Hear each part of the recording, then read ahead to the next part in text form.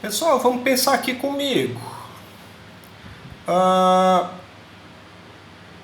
o tema é a virtude dos heróis, né? A virtude dos heróis. Beleza. Aí você pensa que o herói, né? O herói é aquele que está acima dos normais, né? Ele tem poderes ou forças, seja lá, ele tem uma capacidade extra-humana, né? Super-humana e não à toa ele é chamado. Não sei se vocês lembram. Vocês lembram desse vídeo que eu coloquei sobre. Era no YouTube, eram duas pessoas falando de super-herói. Esse termo super-herói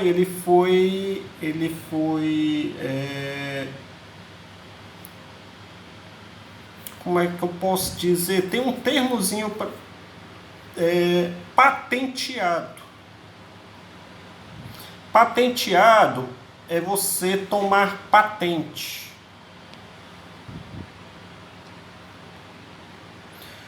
Professor, o que é patente? Patente é patentear, né? É você registrar, tá? Eu não me lembro em qual órgão, mas eu acho que para cada área específica você tem um local onde você possa patentear, por exemplo, se é na área da saúde, dos remédios, você pode patentear. Se é na indústria das armas, você pode patentear. Se é na indústria do cinema, você pode patentear. Nesse caso era dos HQs, né, das histórias em quadrinhos. A Marvel e a DC, esse mercado aí, eles patentearam o termo super-herói.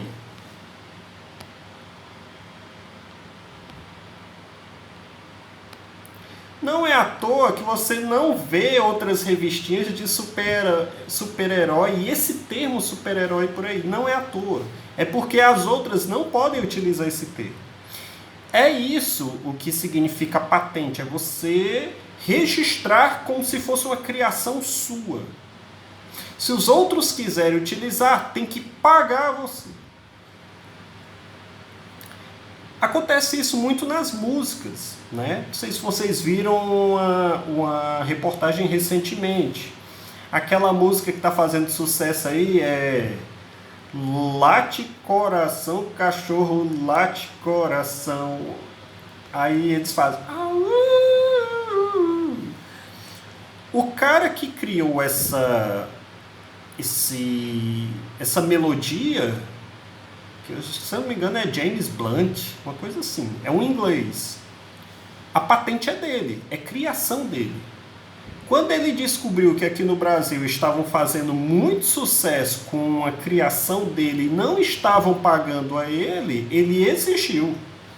Aí entraram num acordo, se eu não me engano é 20%, se eu não me engano a reportagem falava disso, 20% de tudo aquilo que os brasileiros ganharem com essa música, né, show, enfim, tudo que eles ganharem, 20% tem que ser pago lá pro inglês. Isso é a patente. Tá? Os americanos patentearam esse termo, super-herói. Tem naquele videozinho que eu passei para vocês lá na aula de língua portuguesa, não sei se vocês lembram. Enfim. A gente faz um giro todinho para explicar um negócio, né? Fazer o quê, né? Mas está tudo interligado, percebe? Aí a gente vai falar de herói. Esse termo herói é lá da Grécia Antiga. Né? O herói é aquele cara que está acima dos normais, dos seres humanos comuns. Normalmente ele é um semideus. Normalmente ele é filho ou é filha de um deus ou de uma deusa, né? E é uma mistura, né? Normalmente. E ele tem poderes acima do normal, né? Dioniso é um semideus, seria um semideus. Depois ele foi elencado à condição de Deus, né? Ele é filho de Deus, ele é filho de Zeus com Semele. Lembrei, Semele. Semele em grego significa lua. Bonito, né? Bonito esse nome, Semele. Eu acho que é Semele. Enfim. E por aí vai. Hércules O grande Hércules é filho de Zeus com Alquimena. A Alquimena era uma rainha, não era uma deusa. E por aí vai. Qual era a virtude dos heróis na antiguidade? O que se imagina que um herói precisa ter, gente? Dessas 4 virtudes, ó. Coragem, justiça, prudência e temperança. Qual delas? A principal que um herói deve ter e que os outros normalmente não têm. Ah, professor, o herói tem que ser justo. Ok. Mas acima disso, somente justiça vai levá-lo à condição de herói? Não, ele tem que ter coragem, né? Vamos ler. Vamos lá, vamos ler. Talvez a virtude mais valorizada em todas as culturas seja a coragem, que os antigos também chamavam de fortaleza. Coitado do Fortaleza, né, gente? Foi espancado ontem, meu Deus do céu. Minha família é mais Fortaleza, mas eu gosto dos dois. Que os dois se mantenham na Série A e que os dois possam ir para a Libertadores, né? Enfim. Seu oposto é a covardia. Você não imagina alguém covarde seja um herói, né? Na Idade Média, tá, gente? Por volta de 1300, 1400, ou até antes disso, surge uma figura na literatura chamada anti-herói. O anti-herói, ele tinha tudo para ser o herói, né? O mais querido, é o personagem principal, só que ele não tem coragem, ele tem covardia, ele é um covarde, ele tem medo das coisas, percebe? E isso tem muito nos desenhos animados, né? Você tem os desenhos animados em que tem o herói, né? Sempre com aquela coragem, sempre com aquele ímpeto de fazer as coisas pelos outros, e você tem aquele medroso, né? O covarde, e por aí vai.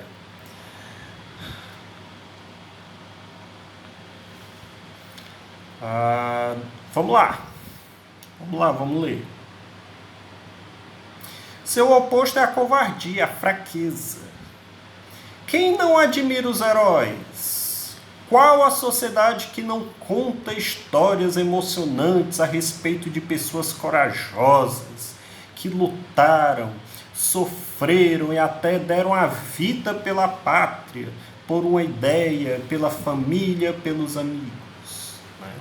Isso é elevado em todas as sociedades, inclusive até nas sociedades indígenas, né? Nesse livro aqui, a coragem ela é tida assim, como um nível máximo mesmo em todas as tribos indígenas, né? Eles fazem questão de contar e ter testemunhas dos seus eventos de coragem, né? Dos seus momentos de coragem. Tá? A ideia de coragem muitas vezes está ligada à de força física. A ideia de coragem está ligada à força física, né? É aquela pessoa que tem mais força do que os outros, então ele tem mais coragem, ele tem mais ímpeto, né? Que permite vencer uma guerra, um combate qualquer. Porém, mais do que isso, a coragem é a capacidade de enfrentar perigos e desafios, de superar o medo, de suportar dores ou perdas. A coragem não é só a força física, é você suportar a dor, suportar o medo, né? Vencer o medo, né? E suportar as dores e também as perdas, né? Tem gente que tem muitas perdas na família, né? Pai, mãe, os irmãos, e aquela pessoa tem aquela força, aquela coragem. Muitas vezes nem é a força física não, tá, gente? Mas é a força interior, aquele ímpeto, aquela coragem, né? Que outros não têm, porque foi muito calejada na vida, né? E a dor e o sofrimento, ela traz essas coisas, né? Logicamente, ninguém torce para sofrer, para perder na vida, né? Mas É um mal que na maioria das vezes traz um bem, né? Você se tornar forte, firme, né? Na Grécia Antiga, em Esparta, as crianças, elas eram desde criancinhas mesmo, eles eram testados, né? A força, e quando era adolescente era praticamente jogado para... Aí tinha coisas muito rudes, né, gente? Os estrangeiros eram tratados como escravos e seres inferiores, né? E o cidadão espartano, ele era capaz de fazer tudo com esses povos, né? Então ele tinha que caçar animais, muitas vezes caçar estrangeiros, né? Eu não vou contar aqui todas as histórias, porque são histórias assim muito tristes, muito ruins. Só de você imaginar já dá aquele aperto no coração, né? Era uma sociedade muito bélica, né? Muito voltada para a guerra, né? Mas vamos lá. Mas a coragem não pode ser também uma coragem dos maus? Só o bondoso, só a pessoa que faz o bem é que tem coragem? A pessoa que faz o mal, o maldoso, ele não pode ter coragem também, não? Boa pergunta, né? Por exemplo, assaltar um banco. É todo mundo que tem coragem de assaltar um banco? Agredir alguém, né? Fazer o mal a alguém. Desrespeitar uma lei. De repente dar um tiro na porta de uma delegacia, né? Eu tô rindo aqui para não chorar, né, gente? Não são atos que exigem coragem? Exatamente por isso, a virtude da coragem não deve existir sozinha. Percebem agora onde é que o texto está nos levando?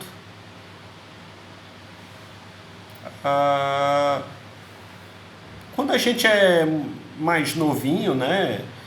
Até na idade de vocês, certamente já teve aquele colega, aquele amigo ou aquela amiga que já nos tentou levar para o mau caminho. E perguntou, você não tem coragem não? Eu tenho coragem, não sei o quê. Percebe que a coragem ela não pode vir sozinha? A coragem, ela nos dá força para fazer as coisas. Mas que coisas são essas? São boas ou são ruins? Percebem que a coragem ela não pode andar sozinha?